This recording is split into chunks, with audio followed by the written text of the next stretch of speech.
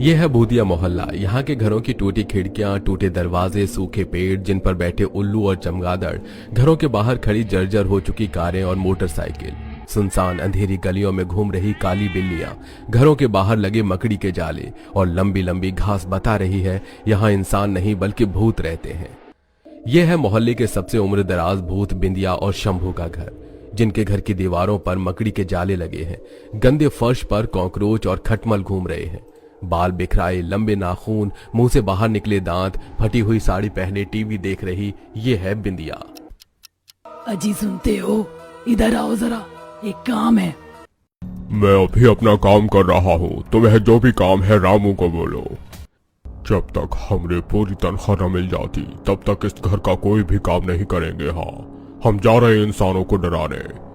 तभी कुर्सी पर बैठा रामू बोलता है, तुम ऐसा कौन सा काम कर रहे हो? वही जो हमेशा करता हूँ, आराम, और क्या।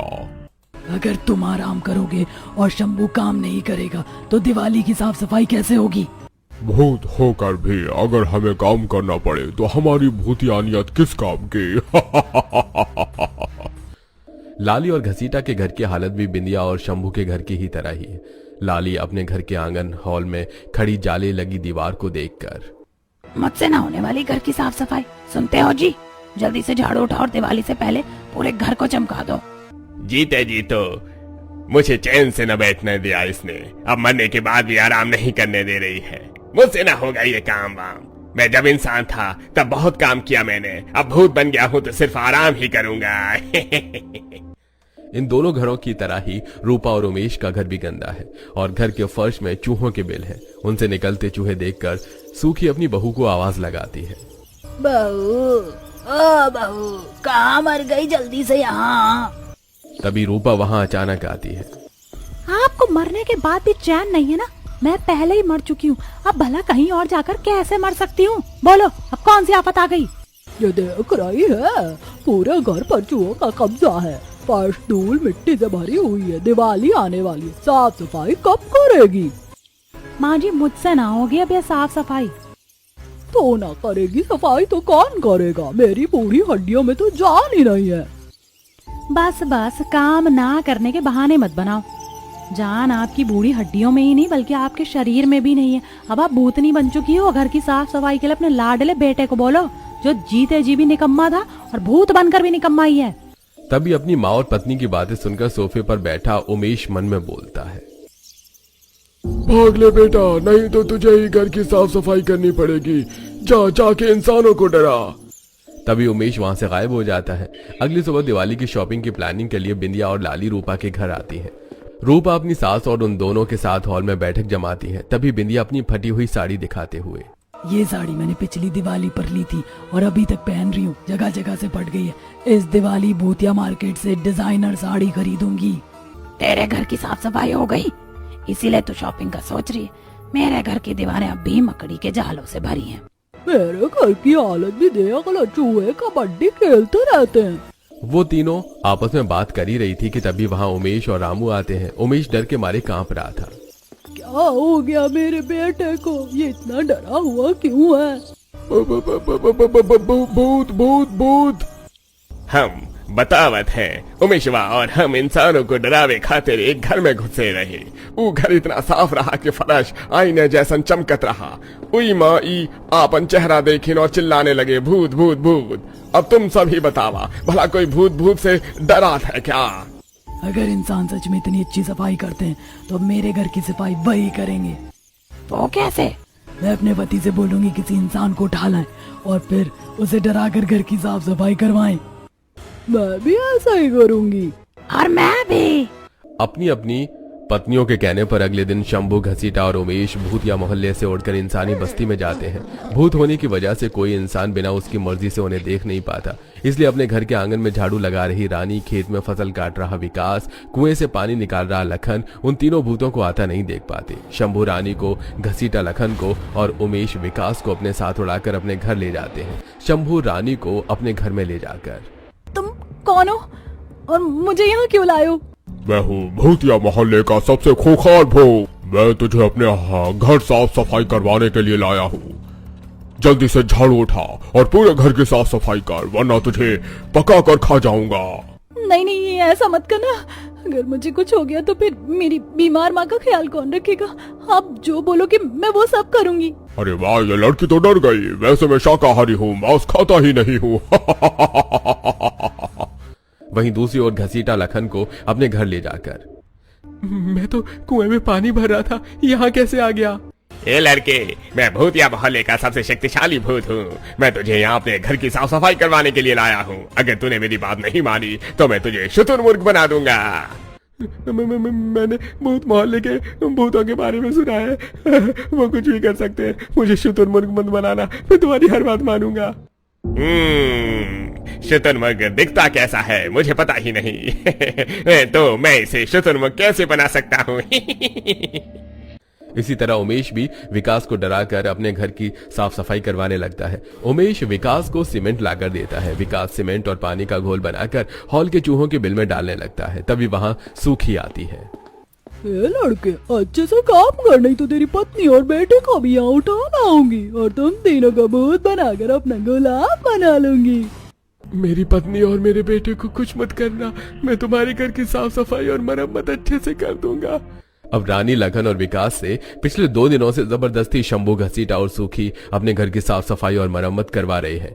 वहीं दूसरी ओर रानी, लखन और विकास के घर वाले उनके लिए परेशान हो रहे थे। घर के बरामदे में रखी चारपाई पर लेटी बीमार पुष्पा।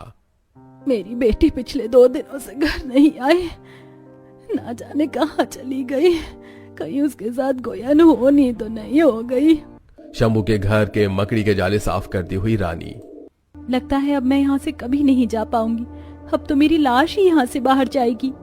तभी रानी के पास बिंदिया भूतनी आती है। ये लड़की काम करके थक गई होगी, भूखी भी होगी, ले खाना खा ले, अभी तुझे बहुत काम करना है। मुझे भूख नहीं है, मैं खाना नहीं खाऊंगी। तू भूखी रहे या प्यासी रहे, घर की साफ सफाई तो तुझे ही करनी है। अपने घर के दरवाजे पर खड़ी विमला और दयाराम, मेरा बेटा पानी लेने गया था, कहीं कुएं में तो नहीं डूब गया? घसीटा के घर के फर्श की धूल मिट्टी साफ कर रहा लखन, मुझे लगता है मैं अपने बूढ़े माँ बाप को दोबारा कभी नहीं देख पाऊंगा। तभी लखन के पास लाली भूतनी आती है। फर्श पर जमी धूल मिट्टी अच्छे से साफ करना और कोनों की गंदगी भी, नहीं तो।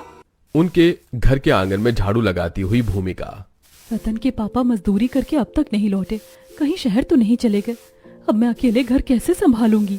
वहीं उमेश भूत के घर के चूहों के बिल सीमेंट से भर रहा विकास, मेरा बेटा मेरे आने की राह देख रहा होगा, अब मैं उसे कैसे बताऊं मैं कहाँ हूँ? तू कहे तो तेरे बेटे को भी यहाँ ले आओ। नहीं नहीं, उसे कुछ मत करना, मैं तुम्हारी हर बात मानूंगा। ऐसे 5 दिन बीत जाते हैं, फिर उन तीनों में से कोई भी अपना काम पूरा नहीं कर पाता। वहीं रानी अपना खाना पीना छोड़ देती है। तभी कमजोर हो चुकी रानी शंभू भूत के घर के गार्डन की साफ सफाई कर रही थी। तभी उसे वहां इंसानी खोपड़ी मिलती है। उसकी चीख सुनकर वहां बिंदिया भूतनी आती है। ये लड़की क्यों चीख रही है? ये खोपड़ी, ये तो उस इंसान की है जो पिछले साल गलती से यहाँ गया था। अगर तूने अपना काम सही से नहीं किया तो तेरा हाल भी यही होगा। वहीं दूसरी ओर घसीटा के कमरे में झाड़ू लगाते हुए लखन को बेड के नीचे सोने के सिक्कों से भरा मटका मिलता है, जिसे लेकर वो हॉल में बैठे लाली भूतनी और घसीटा भूत के पास जाता है। तो यहाँ क्या कर रहा है? आपके कमरे की सफाई करते हुए मुझे ये सोने के सिक्के मिले, वही देने आया हूँ। यह कैसा इंसान है जिसके मन में लालच ही नहीं है? वहीं दूसरी ओर विकास उमेश भूत के कमरे में लगे जाले साफ कर रहा था। तभी उस अलमारी के ऊपर रखा नोटों से भरा बैग मिलता है, जिसे वो हॉल में बैठी सूखी भूतनी को देता है। मैं इंसानों के बारे में गलत थी, सभी इंसान लालची नहीं होते। इसकी जगह कोई और होता तो शायद रुपए लेकर भागने का सोचता, लेकिन इसने तो। तभी लखन और विकास की अच्छाई से लाली भूतनी, घसीटा भूत और सूखी भूतनी की सोच बदलने लगी थी। अब देखते हैं रानी क्या करती है। दिवाली की शॉपिंग करके बिंदिया भूतनी के घर आती है। वो बहुत थकी हुई थी और हॉल में रखे सोफे पर बैठी हाँफ रही थी। तभी उसके पास गिलास में पानी लेकर रानी आती है। ये क्या है? आप थकी हुई हो ना, मैं आपके लिए पानी लाई हूँ, पानी पीकर आपको अच्छा लगेगा। ये कैसी लड़की है, खुद भूखी प्यासी ऐसे डरा धमका कर मैं अपने घर का काम करवा रही हूँ, फिर भी इसे अपनी नहीं मेरी फिक्र है। हम भूत पानी नहीं पीते, तू पानी पी ले, नहीं तो बीमार हो जाएगी। बिंदिया भूतनी अपने हाथों से रानी को पानी पिलाती है। अब रानी ने भी बिंदिया की सोच बदल दी थी। जो भूत डरा धमका कर उन तीनों से काम करवा रहे थे, वही अब घर की साफ सफाई में सभी भूत उनकी मदद करने लगे और जल्दी ही सभी भूतों के घर चमकने लगे। अब सभी भूत और भूतनी बिंदिया और शंभू भूत के घर पर इकट्ठा होते हैं। इन इंसानों ने हमारी सोच बदल दी है, अब हमें भी इनकी सोच बदलनी होगी। तुमने सही कहा। इंसानों की भी तो पता चले कि जैसे हर इंसान बुरे नहीं होते, वैसे ही हर भूत भी बुरे नहीं होते। इन्होंने हमारी इतनी मदद की, अब हम भी उनकी मदद करेंगे। तभी तीनों भूत भूतनी बिंदिया भूतनी, लाली भूतनी, रूपा भूतनी और उमेश भूत के कान में कुछ कहते हैं, जिसे सुनकर वो चारों वहां से चले जाते हैं। वहीं शंभू गार्डन में बैठी रो रही रानी के पास जाता है। चलो तुम्हारे घर जाने का वक्त हो गया। अब रानी को उड़ाकर शंभू उसके घर तक ले जाता है, लेकिन जहां उसका कच्चा घर था, अब वहां एक हवेली पक्की खड़ी है। ये तुम मुझे कहाँ ले आई? ये मेरा घर नहीं है। तभी घर के अंदर से बिंदिया और पुष्पा आती है। ये हमारा ही घर है बेटी। बिंदिया भूतनी जी ने अपने जादू से इसे ऐसा बना दिया है। घर के अंदर चलकर देख, सोने चांदी के ढेर भी हैं। रानी के घर की तरह ही लखन और विकास के घर भी हवेली में बदल गए थे और घसीटा और उमेश ने उनके घर में सोने चांदी के ढेर लगा दिए थे। रानी को उसकी मां समझाने की कोशिश कर रही थी कि तभी वहां लाला आता है। लाला शंभू भूत और बिंदिया भूतनी को नहीं देख पाता। अरे वाह, इस गांव में इतनी बड़ी हवेली अचानक से कैसे बनी? अब मैं इस पर कब्जा करूंगा। तभी शंभू भूत उसे उल्टा लटकाकर जमीन में पटक देता है। अरे मुझे उठाकर जमीन में किसने पटका? तभी भूतिया बिंदिया उसे थप्पड़ मारती है। अरे भागो यहाँ से, यहाँ तो भूत है। लाला गिरता पड़ता वहां से भाग जाता है। उसे भागता देख वो सभी हंसते हैं। इस तरह दिवाली की साफ सफाई के दौरान इंसानों और भूतों की सोच बदल जाती है।